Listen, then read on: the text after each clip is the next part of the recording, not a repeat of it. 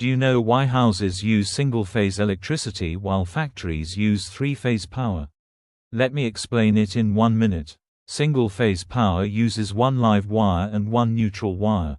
It is mostly used in homes to power appliances like TVs, fans, lights, and refrigerators because the power demand is small. Three-phase power, on the other hand, uses 3 live wires and sometimes 1 neutral wire. It is commonly used in industries, factories, and large buildings because it can carry much more power.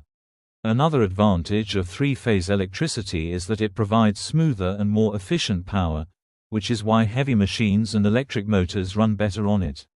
So think of it this way: single-phase is for homes and small loads, while three-phase is for industries and heavy equipment. Follow this channel for more simple electrical explanations.